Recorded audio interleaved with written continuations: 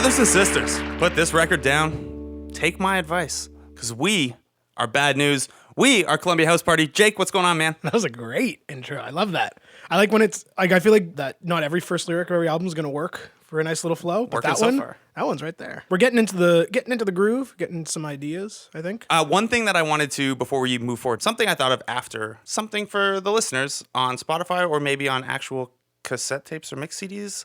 We have referred to this as our living mixtape as we go. That's true. We need to pick a song off each album that we did for the mixtape. You're right. That's a great idea. I don't know. We'll see how the mixtape unfolds. Once we're up to like 15, 16 tracks. And like mixtape sequencing is a talent. We're going to talk. We'll have to do it. Yeah, that is an episode in itself, as is album track sequencing, which I have very hot sports adjacent takes on. See, that's funny because mine are all like theater adjacent. I've always looked at like album sequencing very similar to how you would sequence a musical, and that's why that's when we were talking about Pinkerton and the last track being Butterfly. When I was younger, it always pissed me off because I was like, no, your last song has to be like a big showstopper, not this like little acoustic ballad kind of thing. So I also have thoughts on it. Yeah, I won't get into too much specifics, but it's the batting order theory of hit your best players first.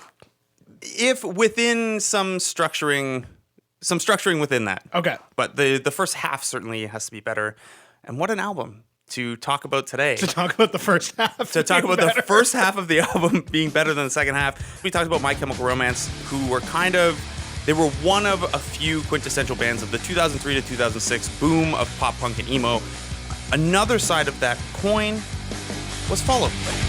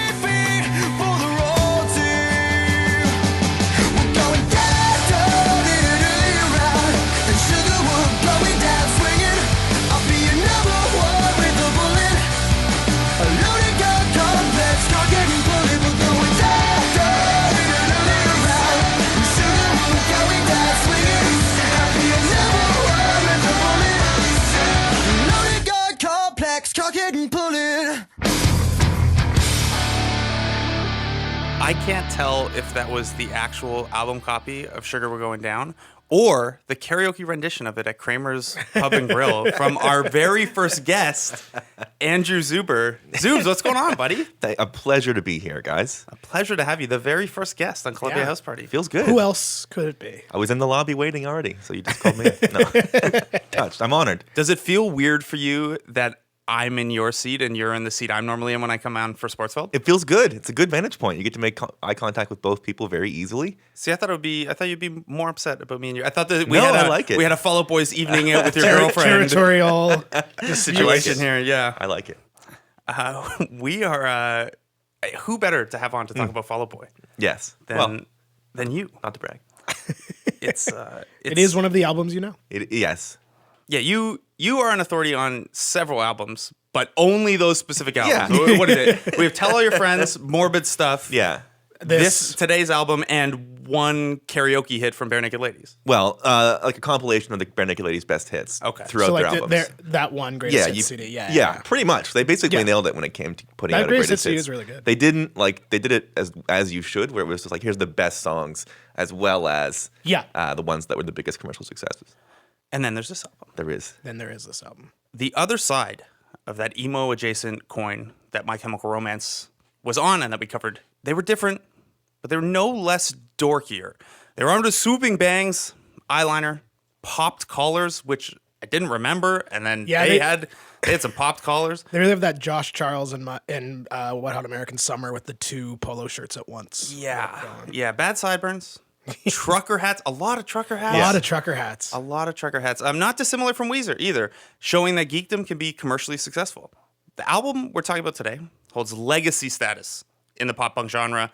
Some might even say it's the only album. Today, we're going down, talking about Fall Out Boy's 2005 album, From Under the Cork Tree.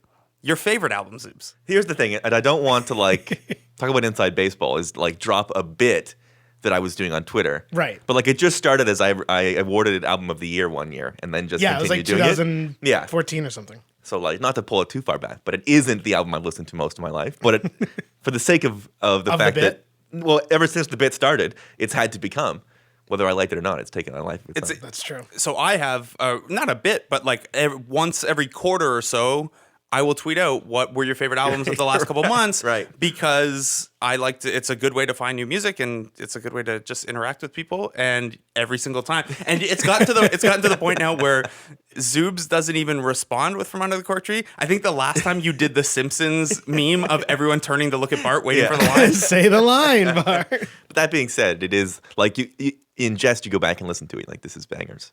Yeah. It's the reason I pick it. It's interesting what you were just saying about them being I was thinking about this listening to it this week preparing for this, them being the two sides of the same coin with My Chemical Romance. There does seem to be in the sense of 2003 to 2006 emo and pop punk is all very much the same genre. There's 4 kinds of mid 2000s emo and pop punk, and one you sound like My Chemical Romance, one and dress like My Chemical Romance, one you look and dress and sound like Fall Out Boy. Then there was Panic at the Disco, and then there was Taking Back Sunday, brand new style. And it's funny to me how it's the same but kind of totally different. Yeah, and I feel like all of those albums at that moment together kind of created this handbook for sad boys and unrequited love, and not just boys. It's not to gender it. I mean, it was a lot. It was a lot of sad boys.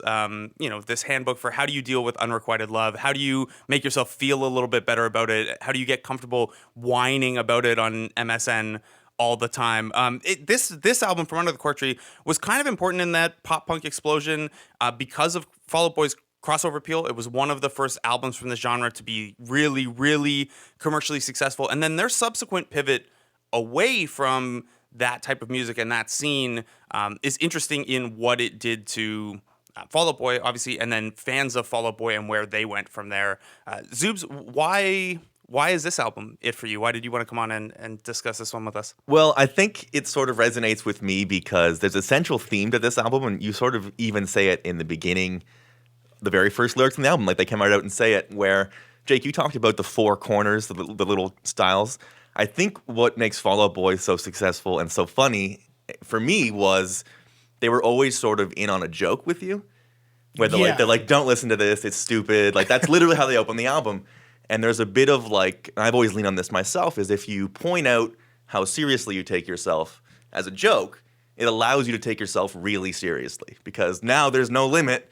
You can go over the top, you can ham it up. So they do sort of have this, you're right about dealing with heartbreak, but there's also the other side of it is anytime they have a girl in this album, they're so shitty to her. And they're just yeah, I suck. I'm a shitty guy. Sorry. That's sort of, they're sort of winking at the whole genre in all these guys take themselves too seriously and all they do is whine, and then they get the girl and they're shitty.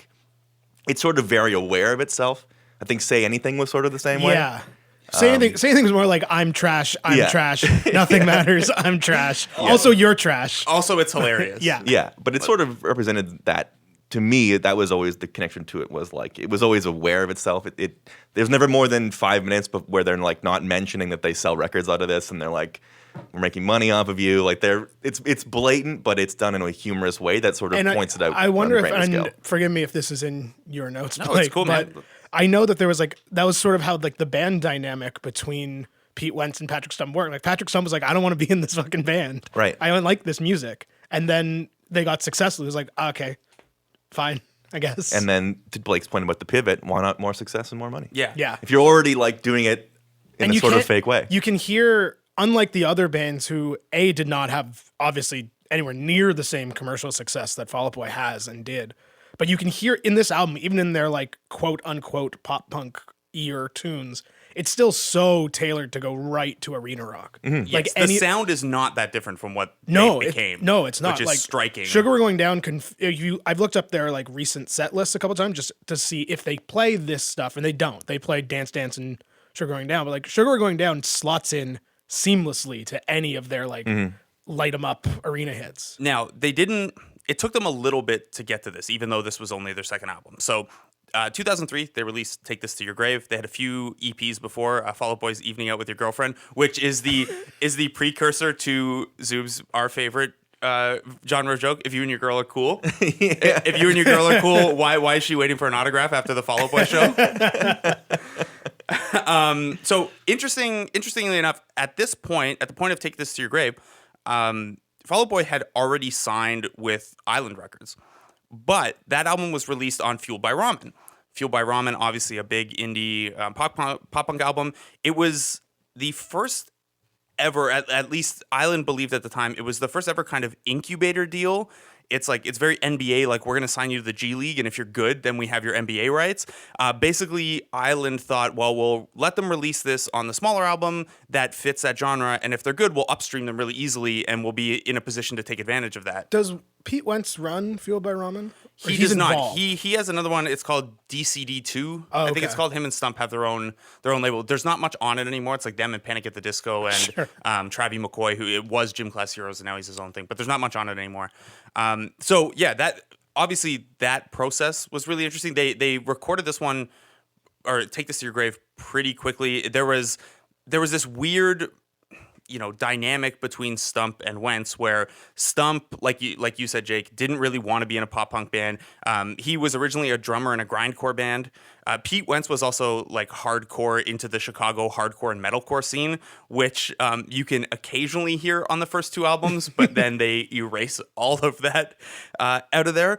So as they were writing, initially Stump wrote all the lyrics and all the music, but he took the lyrics very not seriously, very, to your point, Zoob's like, oh, like, who cares? It's not that serious. And Wentz was more of the, no, we have to take this really seriously because that'll let us poke fun at it, but also, like, we can be serious and introspective about it. So making Take This to Your Grave was a real stress for the band. That process, Stump didn't like the process of, I'm going to write a song, Wentz is going to strip the lyrics out, and then I've got to fit Wentz's lyrics back in. That was how they made the best songs, but it was a difficult process. Too many revisions, too long a process. Stump told Independent, it scares me sometimes watching him being Wentz. The 2 seconds you're not with that dude, he's made 30 decisions that are going to affect us for the rest of the year. And then you get songs like It's kind of exactly who I think Pete Wentz is. Yeah, and you see hints on Take This to Your Grave of what's coming on From Under the Cork Tree. One of those being Grand Theft Auto, Where's Your Boy? Where is your boy tonight? I hope he is a gentleman. Maybe he won't find out what I know. You were the last good thing about this part of town.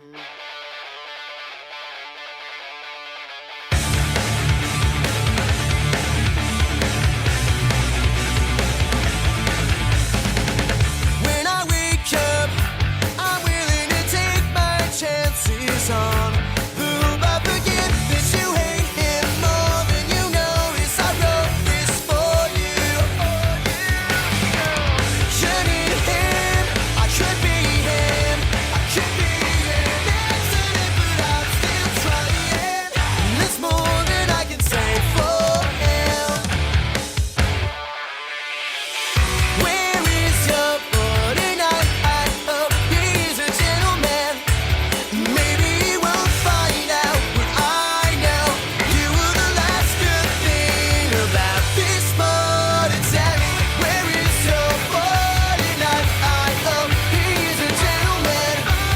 Maybe he won't find out what I know. You were the last good thing about this part of town. So as you might expect for a debut pop punk album, not a lot of commercial success for Take This to Your Grave. Fall Out Boy did get a quick cameo on the 04 Warped Tour, though, and they were critically considered, and quote, a subcultural touchstone, deceptively smart pop punk masterpiece that ushered in a vibrant scene resurgence. That's from Alternative Press at the time. So even before From Under the Cork Tree, people are like, okay, this could be a thing if this next album hits, and they're going to go to Island. So From Under the Cork Tree moved away from Sean O'Keefe as a producer. Sean O'Keefe has done like Real Friends, Plain White Tees, Hawthorne. He's done some Motion City soundtrack stuff as well. They moved to Neil Averon, who has done Yellow Card, Newfound Glory, Everclear. Like a clear Island wants them working with a more commercially I know how to make pop rock viable songs. producer. Yeah. And he didn't want to work with them initially at all. He said, and quote, "Come back to me if they get some better songs," is what he told Kerrang in like a retrospective on From Under the Cork Guess Tree. what, motherfucker? Yeah. And then he ended up producing their 2 albums after this one too. So He was obviously, like, oh, they sold a bunch of records? Okay. Yes. That's fine. so Take This to Your Grave shows enough to be worth upstreaming, to use the term Island Records was thinking. They put them up at corporate housing in Burbank, California. They gave them the actual time and resources to make the album properly. They changed the songwriting process so it was a little more straightforward and less we're going to kill each other. Things did not go as smoothly as you might think. This is From Under the Cork Tree. After this.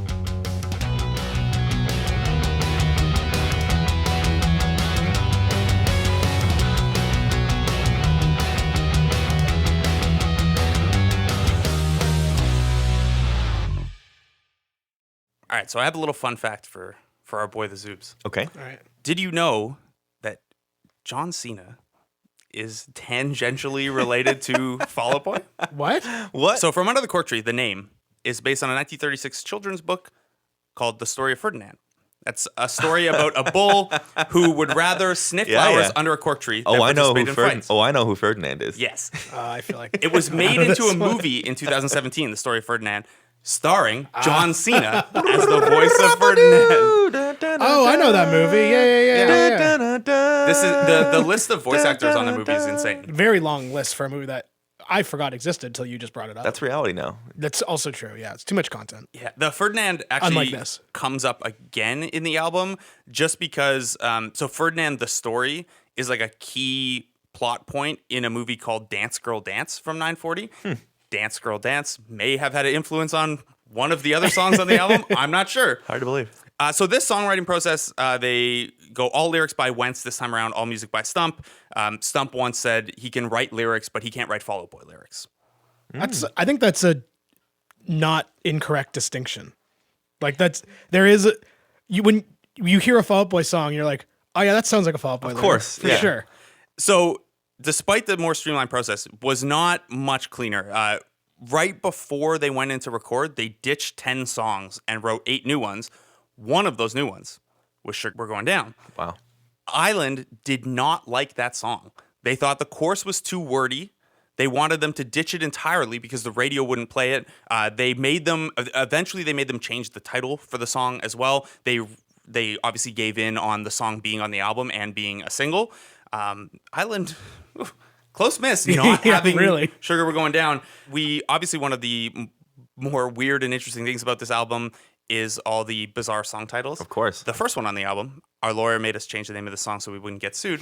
True story. That song was originally called My Name is David Ruffin and These Are the Temptations, and they were worried about being sued.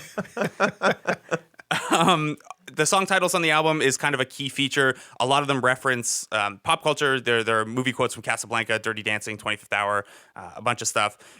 Wentz was doing the songwriting, and while Stump wrote the music, there are still a couple occasions where it's like, oh yeah, Pete Wentz was definitely like in the hardcore scene.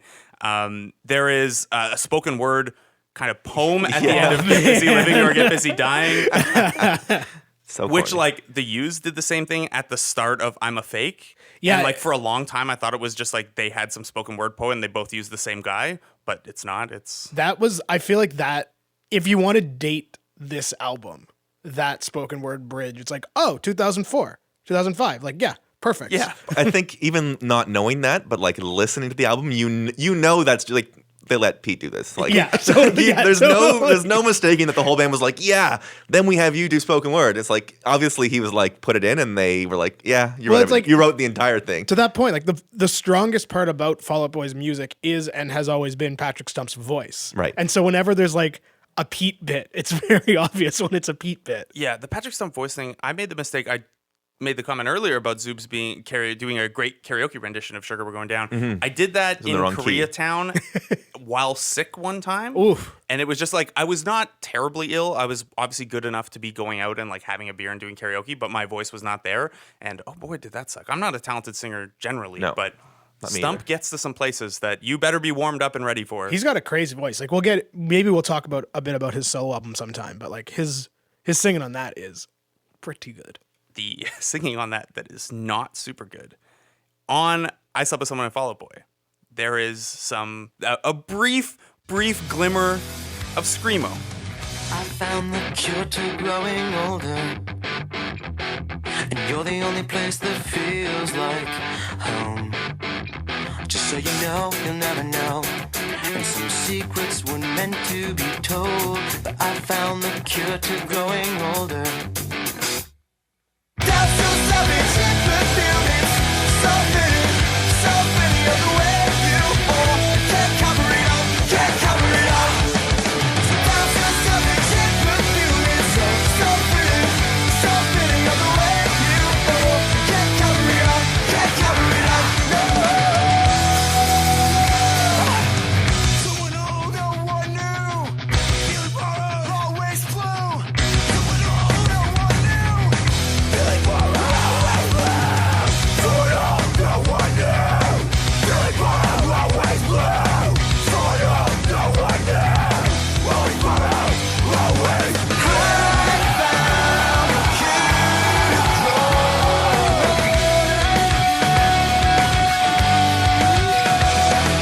I found a cure to growing older.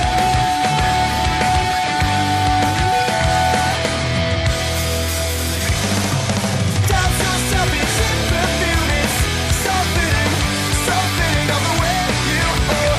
Can't cover it up, can't cover it up. Man, they should have got the guy who does the screamo Sportsfeld They should have. opening music to do that part of the song.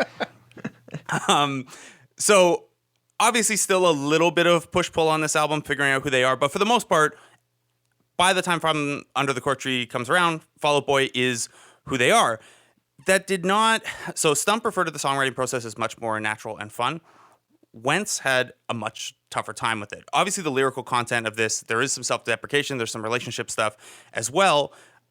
But this is how Wentz described his songwriting for the album. The anxiety and depression that goes along with looking at your own life, it's part of the cycle of feeling okay. There's an honesty in our music, and I think people appreciate it. We have always written what we are feeling. Well, that was a little tough for him. During recording, in a parking lot in Chicago, Wentz took a shitload of Ativan. He said after, it's been described in the media as a suicide attempt. He said, I didn't really think about whether I slept or died. Basically, he couldn't handle the anxiety of being on the cusp and being racked with self-doubt. He's used, the wave metaphor before of like, you don't know if you're going to catch the wave or the wave's going to catch you. He had a really difficult time. The song 7 Minutes in Heaven is about him overdosing or over-medicating on Ativan, hence the parenthetical title, Ativan Halen. Slipping my way out of this one with anyone who lie down. I'll be stuck fixated on one star when the world is crashing down. I keep telling myself, not to get told, but you got me living. Keep telling myself, I'm not the desperate type. Sitting at dances on the wall, trying to forget everything that isn't you. I'm not going home alone, 'cause I don't do too well on my own.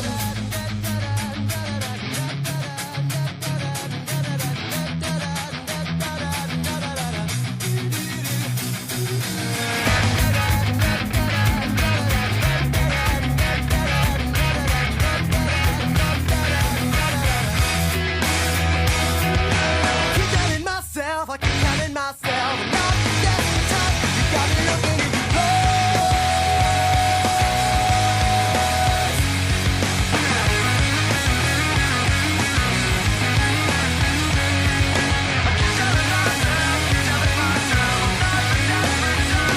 Sitting at dances on the wall, trying to forget everything that isn't you. I'm not going home alone, 'cause I don't do too well on my own. So, a little bit of ironic, I guess, controversy around this one, quietly. As deeply personal as Wentz's lyrics are at times, they settled out of court with Wesley Isold of American Nightmare. 3 of the tracks on the album apparently lifted from his poetry and from his lyrics without credit. For American Nightmare? So he is credited as a co-writer on 3 of these songs. That's that was the wild. out-of-court settlement, yeah. I didn't know that. That's really cool. American Nightmare kick ass. I mean, it's not cool. No, but like It's I mean, pretty shitty. it's not a band that I would ever associate with being involved with a Fall Out Boy. Record. Yeah, and some of it is apparently his poetry, not just the lyrical content. But yeah, very Interesting. for a deeply personal album Yeah. to lift a couple of those things. And like to that point, I think this has also to do with what we were kind of talking before about, them being very tongue in cheek at all times. I never got, like, one of the reasons I think I liked Fall Out Boy, but I never was in like heavily into Fall Out Boy was like my Black Parade is a literal third person like concept album in a character. And I find it so much easier to connect emotionally to than anything Fall Out Boy does. Even like, and I think that might be the tongue-in-cheek nature of the lyrics and like the arena rock of the music, but there's just not, to me, there's nothing there emotionally for me to just grab onto. frame it though as it is third person because Stump is singing Wentz's lyrics. I guess so. But like, I don't know, I find it hard to emotionally grab onto Fall Out Boy. So Wentz did not feel the same as you, and he thought that most of their audience would not feel the same. So in addition to when this album came out, he was at the Fall Out Boy in general, but especially Pete Wentz was at the very cutting edge of like leveraging MySpace and the online communities that were popping up around this kind of music. He published an online journal, being open about going through therapy for the first time after his suicide scare, about being dumped, about his depression before and during the album, saying it's not good enough to just give somebody a song. Basically, his point was everyone can just download music so easily. There's so much of it. If you want to connect with people, you have to give them more than just a song. Now, the lyrical content probably made it easy for shitty high school boys or shitty college boys to hang on to as well. Zoobs, you touched on this a little bit earlier. The lyrical theme of the album is a lot more pointing the finger at yourself. It's more introspective and less reactive than Take This to Your Grave, which is more typical pop punk, how could you do this to me kind of lyrics. Wentz's point is basically if the same shit keeps happening to you, you probably need to examine yourself. There are lyrics like, so wear me like a locket around your throat, I'll weigh you down, I'll watch you choke, you look so good in blue, or why don't you show me the little bit of spine you've been saving for his mattress, I only want sympathy in the form of you crawling into bed with me. It's like, it's very like, I realize how shitty this is, and I suck, and I just said shitty like 8 times in that stretch, but it's that old, you meet an asshole in the morning, you meet an asshole, you meet assholes all day, you're the asshole kind of thing. Yeah, it's like dump your shitty boyfriend so I can be your shitty boyfriend. Yeah, why are you with him if he treats you poorly? Right. I would treat you poorly too. Exactly It's funny right. you mentioned the like connection and popularity that they had with sort of the, I don't want to use the term bro, but like the Bro adjacent. bro adjacent white males. And I was thinking about, not to keep tying back to My Chemical Romance, but it's just been thinking about it. They're very related. It makes sense to contrast them. I've been wondering what a My Chemical Romance audience looks like. And I genuinely have no idea. I don't think it'd be any kids. Like, I think it would just be, like when we went to see Green Day a few years ago, you and I, Blake, it was very clear that there was like segments. There was like a small segment that had just wanted to hear like Dookie. There was a small segment or a large segment that just wanted to hear American Idiot. And then there was a very small segment that wanted to hear the new stuff. I don't know what you're talking about. I never took a bus to Hamilton to see Green Day. And against me, it's okay. Don't put in the paper that I was stranded in Hamilton because Green Day played too long a set. We got home. It's fine. That was while I was watching Maddox, actually. Oh. Yeah, it's true. Yeah. That's Zoobs' dog, for anyone who doesn't know. But it was it was a very segmented crowd, both in age and interest and time. And Green Day is a little different just because they've been around for almost 30 years now. So they have that longevity thing. But with Fall Out Boy, I imagine now it's different because they're a pop band and they're an arena rock band. But I imagine that the crowd segmentation at a Fall Out Boy show were their set lists more balanced throughout their career. I wonder how their audience looks compared to what My Chemical Romance audience looks like. I would assume there's a lot more Posers at the My Chemical Romance show. I was actually going to go, I was not posers, but like, I would assume the Fall Out Boy crowd is a lot more what you would expect from like any like massively selling commercial band. Yeah. I guess, Jake, sort of to go back to your point about the emotional connection and not being able to connect to My Chemical Romance because it's like a detached third person thing, right? For me, it's easier to connect to like, what a douchebag thing that is to do. Right.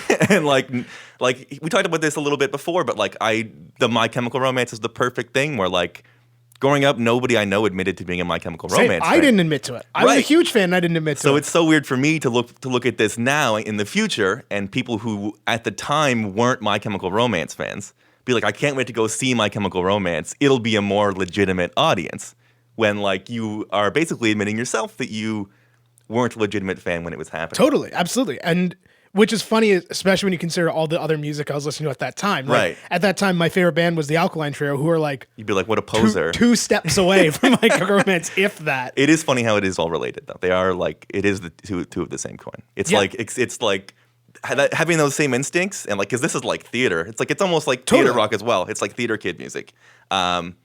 Chemical Romance in like being proud and wearing your theater makeup around school, or like being embarrassed that you're in the theater group and being like, oh, theater's for like losers, while you like are sneaking into drama class. Yeah, like what makes me laugh the most is like I had on the wall in my bedroom in high school, I had a poster of AFI. Yeah. Who dressed and makeup and looked identical to My Chemical, but like they were cool. so funny. They were cool, and like My Chemical Yeah. Romance was like, oh no, fuck no. Good no Charlotte way. was the same way. Like nobody liked Good Charlotte growing up where I grew up, but they were somehow everyone secretly loves Good Charlotte. Like they were popular enough, and My Chemical Romance was the same way. Yeah. Where he said it debuted at number 2, and it's like, right? Like it's crazy. who are these people? It's funny how that works. The only thing I like, the only thing I really appreciate Good Charlotte for is the theme song to that one Undergrads. TV. There it is. The I Clinton. was thinking, It's a great song. I was thinking It's a great song. Undeclared, and I was like, it's definitely not Undeclared. No, but it's something like Undergrad. That was a yeah. great song. That's the only song I kicks like. ass. That song does get cast. Anyway, to your point, both of your points about why Fall Out Boy, or at least your point, Zoobs, why it was maybe more reachable for a normal person. Pete Wentz told Independent in 2006, we are ordinary boys in an extraordinary position. That can be inspiring for other ordinary people. Personally, I think that gave other ordinary people leeway to Be shitty. yeah, like obviously Ordinary boys that do things like date Ashley Simpson. Shitty guys. Yes. The point, I think, of writing songs this way is to highlight that it's not the best way, and you appreciate that, and you Right. would like to be better. I think a lot of people take it as like glamorized. Look how It's funny like, it no, is. that's how everyone is. A lyric like "I'll burn their city down to show you the lights." Yeah. It's like, well, why don't I just become a disaster just to show you how much I like you? Exactly. And right. I think it's fun, like that quote of like ordinary boys and extras. That ties directly back to the whole Weezer thing of just like we're just nerdy guys who like Dungeons and Dragons, but we're also the biggest rock stars on the planet. Yeah. We're just like you, except not at all. Yeah, and I which is think- which is natural, not a bad thing. It's just how it works when that's your Yeah. And what else? marketing. What else can you think about and write about at that point? Yeah. Yeah, and I think something that, there's the element of we're gonna be self-deprecating about this, and that makes it easier. But also, this is like the whole album is just dripping in sarcasm, and this is where the song titles come in. And like, you can't have this album be this album without the ridiculous song titles. Rolling Stone in 2005 said, "In the business of emotional bloodletting, a little misdirection can make a big difference." And I think that's a great way to put it. Of just you have to kind of layer it with this sophomoric stuff to like one, make it digestible and marketable, but two, also like to cover that dissonance of like people are going to relate to this for bad reasons, and we're still going to sing about it. It's also like at the time this came out, or not necessarily when it came out, but at the time this was blowing up, when emo and pop was blowing up, this was almost like a breath of fresh air in a lot of ways in the genre. Because like every fucking album at this time was like, I cut myself and bled your heart, and like my bullets are your heart, and the handgun is my feelings, or like that was like every single album in the genre. So this was a little more like, okay, that's fine. Yeah, Jake, I know you have like a lot of thoughts on, and Fall Out Boy isn't the best example of this, but almost like the cult of emo that we talked about a little bit. Yeah. We probably didn't talk about enough in the My Chemical Romance episode, of just like how there was this boom, and like everyone who liked it really, really identified as being a part of that. Fall Out Boy I now have like a quadrant in my mind that you've Yeah. painted for me with the 4 bands in each corner. And yeah, I guess like where would you guys fall within that? If that's like, if you've got a one axis of like Taking Back Sunday to Fall Out Boy and one of My Chemical Romance to Panic at the Disco, or I guess those shouldn't line up that way. But those yeah. 4, yeah. I would be like in 100, like 50-50 between the Fall Out Boy and the Taking Back Sunday, and I wasn't into My Chemical Romance at all. I was the guy who was like, who I tried really hard to like make it seem like I was outside of it. Where like I was saying, which is funny because the bands I liked were 100% also in it. But I was the guy who'd be like, oh, you're going to go see Fall Out Boy? That's fucking lame. I'm going to go watch like ska and Alkaline Trio. It's totally different though. Yeah. But it's like, Yes. So I think I'm I'm gonna take probably a bath and drop my radio in it. Way different than I'm gonna burn the city down totally, to show you the lights. exactly, yeah, exactly. Their eyeliner is different from the other band's Yes. eyeliner. Alkaline Trio's dyeing their hair a completely different color. Yeah. This is obviously different. So like I think I was definitely in like just the music I listened to. I was closer to the like, or I was not even closer. What I listened to was more the Alkaline Trio AFI side of things, which I guess puts it closer to My Chemical Romance. Yeah. With like a little bit of Taking Back Sunday in there, even though I wasn't really a Taking Back Sunday fan, but I think that's probably closer to my, if we're matricizing. Yeah. These might not be the 4 best bands because Panic at the Disco and My Chemical Romance might be too close for the theatrical element. Which is funny, Like, 'cause I always we tied- might need a different. It's funny you say that. fourth. I always tied Panic at the Disco and Fall Out Boy. Yeah, closer how can you together. not?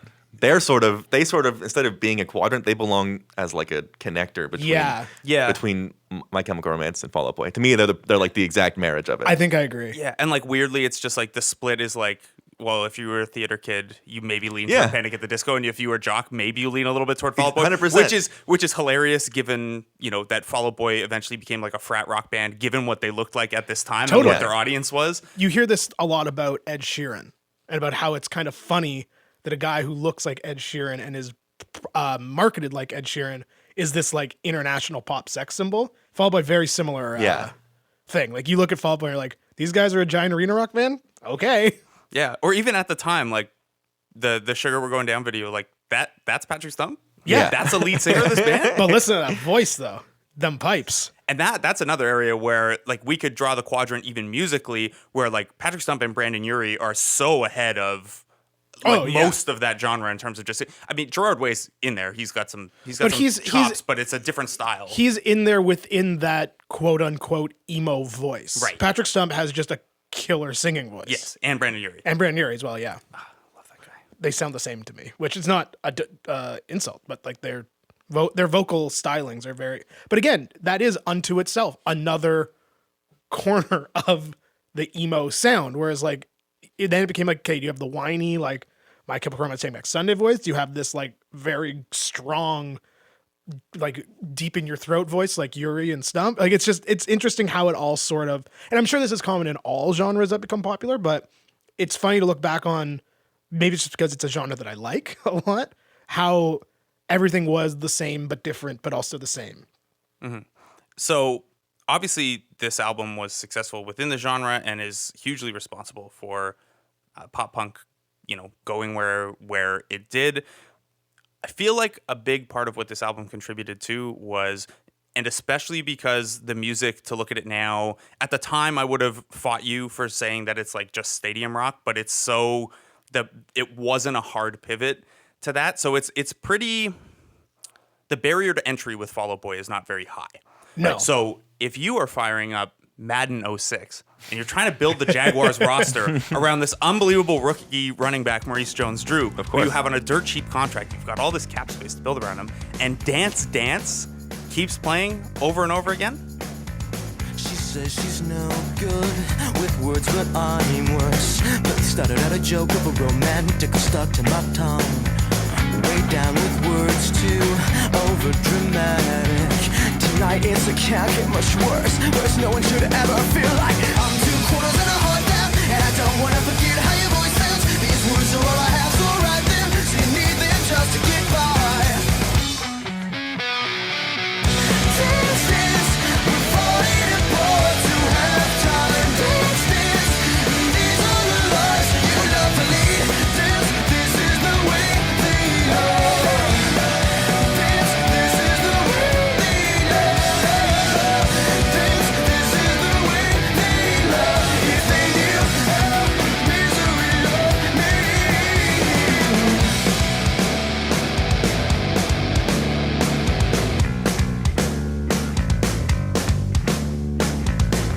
Dance, dance, dance, dance, dance, dance, dance, dance. You're telling me you wouldn't pause signing depth running backs and trading them for third-round picks and then packaging multiple third-round picks together for second-round picks. Right. It's funny you bring To up Madden. download the rest of the Fall Out Boy album and check them out. I would love to. I'd love to do an episode of this one day, but like bands you discovered through sports video games, like they're The mid MVP 2000s Baseball the 05 mid soundtrack. The NBA Live 04 soundtrack with the remixes of everything. NBA, Madden. I think Blink and Green Day both debuted American Idiot and Feelin' This on a Madden soundtrack. So Yeah, that's crazy. Yeah, there are some good sports. The MVP Baseball 05 soundtrack is the. yes, that's very. I mean, that game is just game like kicks one ass. of the Yeah. best ever. Legendary. But weirdly, like a lot of those songs, like Dance Dance, I'm biased because I was already a Fall Out Boy fan, but I feel like you would like check more of that out. Whereas MVP Baseball 05 was just like, yeah, this is a hot heat song. yeah. Yeah. It's cool, I get it. I probably don't need more of these. Yeah, I'll just skip this. I've heard enough Dropkick Murphys by now. Back to your point though about Fall Out Boy being accessible, so to speak, and easy to jump onto. For me, everything I'm saying about me in high school just makes me sound like an insufferable teen, and it's absolutely true. It's fine, man. But like, You were famous. It's different. yeah, but I wasn't. That's not why I was insufferable. But I was like, that's why I think I didn't get into Fall Out Boy back then, because I specifically remember being that guy who was like, oh, they're calling this shit punk now. Fuck that. Like, because again, I was a loser, but that was absolutely my reaction to it, because they were so accessible and radio ready and like pop, like just power pop music essentially. And boy, did it work. Sugar We're Going Down, a breakthrough success as a single. The Phoenix New Times called it the most listened to emo track of all time, which I don't know if they're quantifying or just suggesting it, but It's got to be true. it's extremely close, if not. The album debuted at number 2 on the U.S. Billboard Wild. chart. It is still their best-selling and longest charting album, which is not really surprising even as they've gotten bigger. I reached number 1 in Canada. Sure. So a particular, maybe it's all the lakes we have to stare at. You're welcome. Triple platinum in the U.S., over 4 million copies sold worldwide. It was the 18th best-selling album of 2005 in the U.S. and the 43rd best-selling album in 2005 worldwide. Sugar, We're Going Down, and Dance Dance both hit the top 10 in the Billboard Hot 100. A Little Less 16 Candles was also a single. The album earned them a Best New Artist nominee in the 2006 Grammy Awards. Wow. Grammy nominated. They also got Grammy nominated for Mania for Best Rock Album. Yeah, but that's because the Grammys don't know what rock albums are anymore. Yes. Obviously, the reception here at the time was pretty good because it was doing so well. Rolling Stone listed it in its top 40 emo albums of all time. Brittany Spano said it, quote, changed the course of emo punk and brought the scene mainstream. There is also, it was named the 2005 Album of the Year, and then again in 2006, 2007, 2008, 2009, 2010, all the way up to 2018 by Andrew Zuber. Old Bare Naked Ladies songs almost beat it in 2017. Damn. In general, it was kind of flooded with praise. They were given next big thing status or like big thing of the moment status. Critically, there were some mixed reviews. There seemed to be, like, from the critics who were swooping in and weren't as familiar with the genre, most of the reviews that I looked up focused on the interesting song titles or complained about the saturation in the scene because so many of these bands were at least starting to get some. There were obviously the music critics you might like more were a little more open to it. Johnny Loftus of All Music said the first 5 tracks are relentless. We're going to talk about the track with the track order shortly. The aftermath, though, was not quite what you'd expect from an album that was this successful. Because of the success, it allowed them to do some side projects and things like that. They did, though, want to get back in the studio almost immediately to capitalize on the momentum. So they worked quickly to produce Infinity on High. It was a departure in sound, more rock, a little bit of like funk and R&B dropped in there. Billboard called them increasingly accessible pop tunes, which I think, when you look at where they are now from Under the Cork Tree, Infinity on High makes an awful lot of sense as a transition. Wasn't received as well, but it debuted at number 1 on the U.S. Billboard. Jay-Z on that album? Is that the one, or is that the one after? I don't know. They're all to be honest, the funny thing about Fall Out Boy is everything after From Under the Cork Tree, to me, just blends together completely. I will say 2 of the singles from Infinity on High Those were very singles- good. those singles This Ain't a are Scene, great. It's a Goddamn Arms Race, and Thanks for the Memories are Great songs that Great songs. they fit on From Under the Cork Tree, and they would hold up well on that album. Yeah. The rest of it, though, was getting kind of pop rock from there. Wentz and Stump started their own label, which we mentioned earlier, DCD2. They had Panic, Cobra Starship, Gym Class Heroes. Tyga was on it for a little bit, which is which is interesting. Wentz had his own little moment where even though Patrick Stump was the lead singer, Wentz was kind of the front-facing person of the band. He was the most outgoing. He did a lot of the interviews. He created his own label. He created his own clothing line. He wrote a graphic novel. He had nudes get leaked. Nice. You know, he checked off all of He's the celebrity. He had the celebrity relationship. He was the guy. Yeah. Things after Infinity on High got a little rough for a little while. The sessions got difficult again. Stump and Wentz were the other band members felt like maybe a little too controlling. The band wasn't collaborative at all because it was Wentz doing the lyrics and Stump doing the music. Folie à Deux was tough to make. It didn't do as well either. And then the band had to take a break after. Stump had put on a ton of weight. Andy Hurley went into depression. Wentz was going through a divorce with Ashley Simpson. So they eventually take a break. The Reformation has been pretty good, largely arena rock. It's pretty successful. I would Yeah. say. Let's just make a bunch of money is probably what happened after Yes, that. that's fine. Yeah, this has been such a hard look. From Under the Cork Tree was hard to make, but we figured it out and we got there. Infinity High was pretty good. If we're just gonna make money, things got really hard, and we're just gonna make money from here, and that's about where they went. That takes us back to that Johnny Loftus comment from AllMusic. That's what I call like turning 30. You're just like, well, hold on a minute, fellas. We can make a bunch of money doing this. Let's not worry too much about the artistic expression. It's not that big a deal. Integrity's fun when you're 20. Exactly right. The first 5 tracks are relentless. That Johnny Loftus quote. We're gonna talk about those first 5 tracks after this.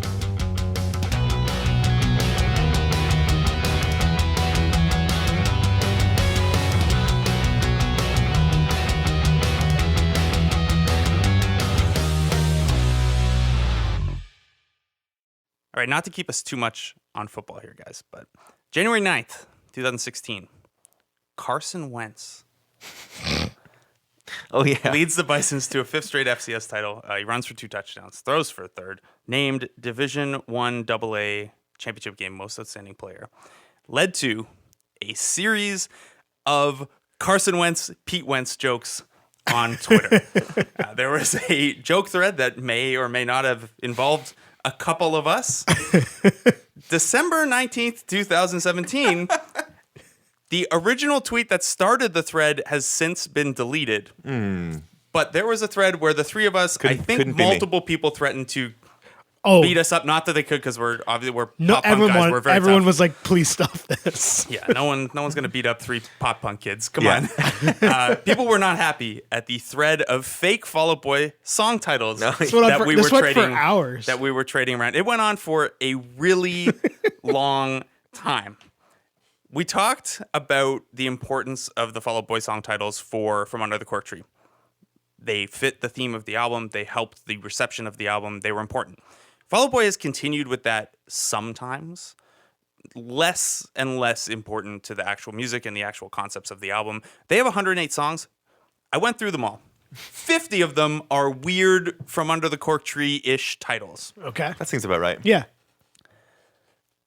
Let's see if you guys can guess which ones are real Oh, God. and which ones are made up. Okay. It's not a side effect of the cocaine. I'm thinking it must be love. That's That's Fall Out fake. Boy. That's fake.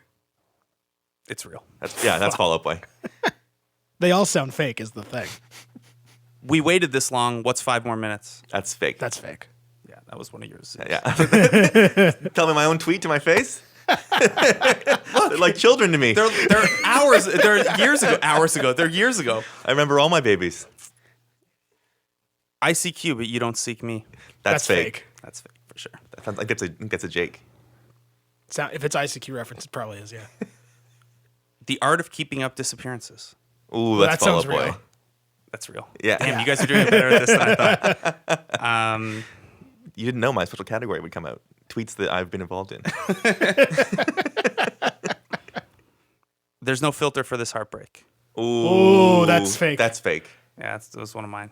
Damn. We were very internet focused. Yeah. We were very internet focused. And we waited this long. What's 5 more minutes? We were waiting in the wing place for that. Oh, nice. There you go. That's good. That was actually Very selective memory. that night. of Wings, and Jake, you weren't there. I was but not. I honestly feel like that was like a pre-episode because we just dominated the Yeah. conversation with the other guys that just talked about like funeral for a friend for 2 hours over Concerts Wings. I had been to that I was like, I was not there to see the opening band, and I was like, oof, Time to go. this is not for me. A Fall Out Boy spreadsheet crashed my Excel. that was. They should use that. So That's I good. copy and pasted the Wikipedia list of all their albums, but I didn't paste special because it was formatting all weird. So with all the like hyperlinks and everything, it just crashed my Excel. You guys are doing better than this at this than I thought. So we will we'll do 2 more. Okay. Snitches and talkers get stitches and walkers. That's a real song. I know one. that I song. can't believe that's a real song. I know, but I think that's the album they had Lil Wayne on it somewhere, because it was Jay-Z on Infinity on High. He was on the opening thing. It's Patrick Stump ass spoken word poetry from Jay-Z.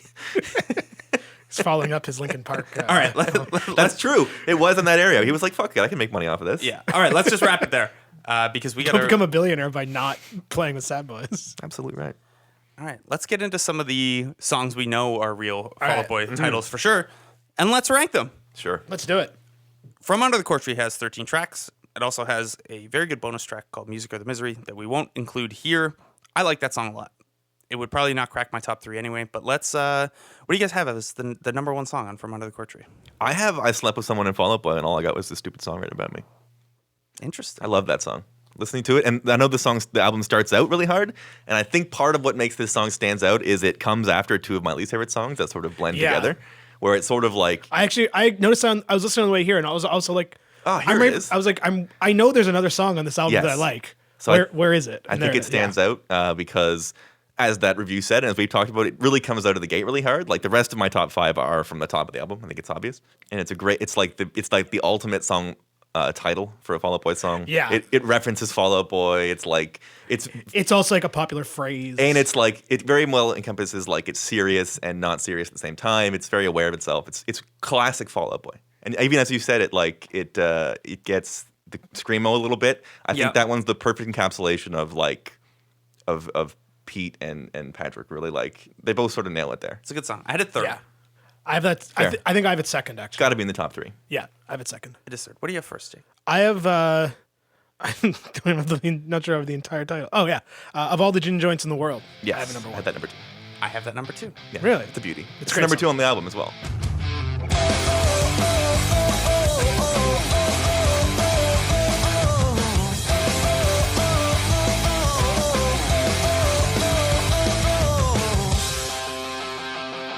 You may hold me up like this, 'cause you don't know who I really am. Sometimes I just want to know what it's like to be you. We're making out inside crash cars. We're slipping through all the memories. I used to waste my time dreaming of being alive. Now I only wish I'm dreaming of you. Turn off the lights and turn off the shyness. 'Cause all the moves make up for the silence. And the way you'll make us stays like I'll never be the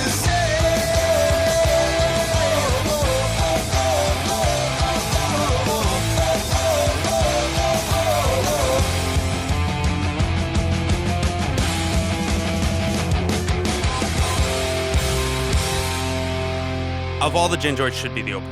Yeah. What's your number 1, Blake? Sugar, we're going down. It's way too good a track to not. It's fair. It's what I call it's a Big Mac thing, where it's like it's the Big Mac at McDonald's. You can rank Yeah. other things above it, you can like them more, but you have to admit that the Big Mac is the Big Mac. I Yes, would be yeah, totally. surprised if there were 5 songs that I'd listen to more in my life. To your earlier point, it is the most listened to, or at least it's definitely the most popular mid 2000s emo song of all time. Music fans can't be wrong. Absolutely. En Never. masse. Never. No good music has ever gotten. No bad music has ever gotten popular. But I see the thing is I disagree with that somewhat. And I'm being sarcastic. no, I know, no, but like I think that's a popular theory that like, oh, it's popular, so it sucks. Like there's a reason that some things are pop. Like That's right. it's a perfectly constructed pop song. It's really Like good. it just everything about like we could break it down technically for days, but like even just in the intro, that the opening guitar riff over the main chords is just like, it both sounds exactly like the genre it is, but it's also such an inviting little lick, and it's like, oh, okay, now it's And it's tight. yeah, and it's just like It goes one course too long if you're doing karaoke. Yes. Yep. And it introduces them in a way that like it has some of the lyrics like nobody else uses the word mausoleum in a song. Yeah. It's like it's very much like Panic at the Disco would My definitely only- use Right? mausoleum. My but only problem with it is I have always and will always hate the line "a loaded god complex cock and pull it." Yeah. I hate that It's a- line. it's a bad line. so much. Loaded Favre complex was one of the Carson Wentz tweets. We're idiots. By the way, as I was looking for those tweets, because I had to, the things I had to search to Oh, try to of course. find that Yeah, thread of of tweets, course. I didn't realize I made my Sportsfeld debut with you guys in April 2014 on Yeah, episode 10. that checks out. That's crazy. I didn't realize I come on that Sports early. has been going since 2014, which is That's- also not really, but yes. yeah. Yeah, there was a gap. No, it's been going since. It's been going since, just not consistently. Even a killer rock band like Fall Out Boy takes a 5-year gap once in a while. Right? And I don't know, one of them put on some weight. I've probably done the same. We used to during go- we used to- gap from a project. Yeah. we had to go on hiatus to retool to make the hi-fi stuff. In the what happened to Fall Out Boy in the time between poor Patrick Stump, other people were dealing with real stuff. But, It's like like- he got sort of fat. but It's no, like, but- hey, He turned 30. But it was like do you want? cited as a reason For that sure. he had to like take a break or like withdraw a little bit, was like he had to get that under control. That's fair. poor Patrick Stump. Oh, did you give your top 3? No, so mine would be all the gin joints at number 1. I slept with someone in Fall Out Boy at number 2, and EXO at number 3. Okay. Yeah, I have. I slept with someone, a Fall Out Boy, all the gin joints, and then I sort of had Sugar We're Going Down as like it insists upon itself. Yeah. But I also had EXO right there. Okay. I had Sugar We're Going Down of all the gin joints, and I slept with someone in Fall Out Boy. We So nailed we're it. we're all around We're the kind same of in the top same. 4. Yeah.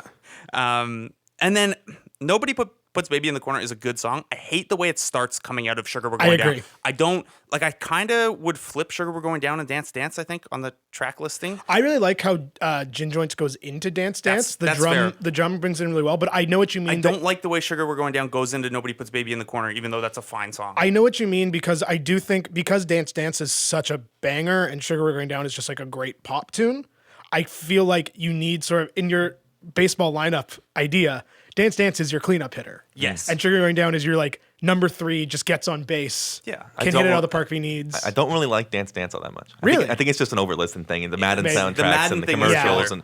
and you sort of Weirdly, like, our lawyers doesn't get that because I was on NHL 06, but I maybe Right. just didn't play as much NHL 06 as I did Madden. yeah, it's just one of those things where like none of us had it in our top 3, and I don't think any of us even came close to putting it in our top 3. Yeah. So from Nobody Puts Baby in the Corner to I Slept with Someone in Fall Out Boy, there's just like there's not a lot of Yeah, meat there. You're sort of like, I get it. This is Fall Out Boy songs. yeah.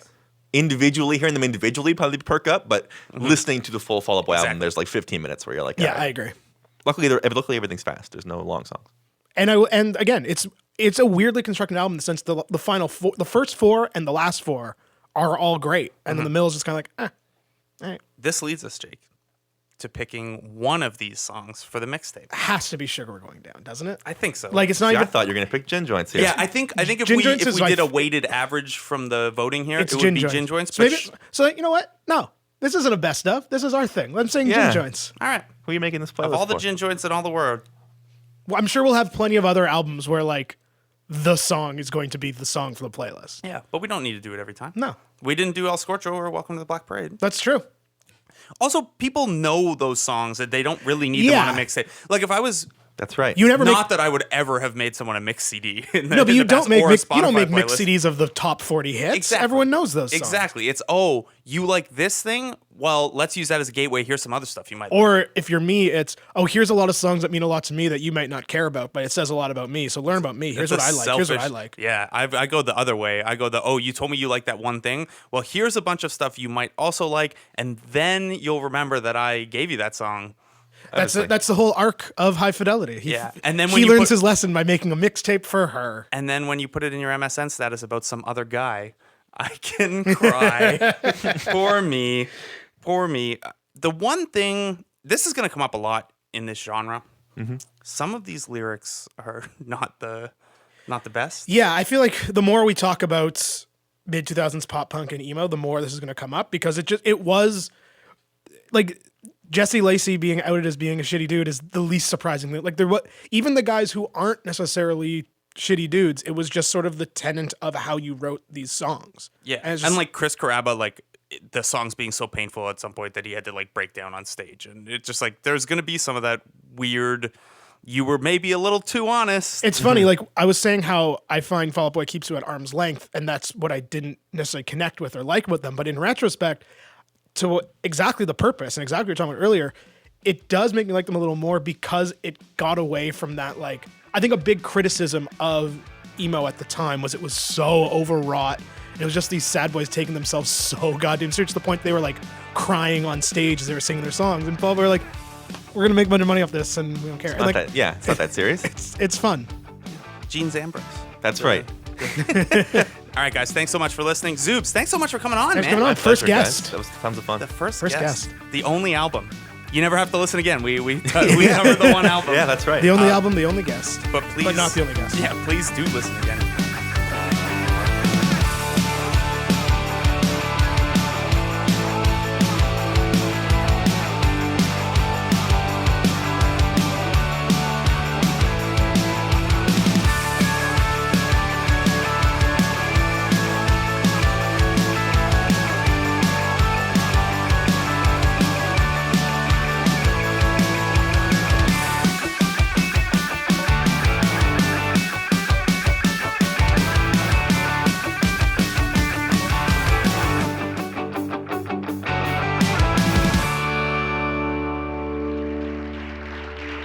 Oh, hey, hey, please try the fish.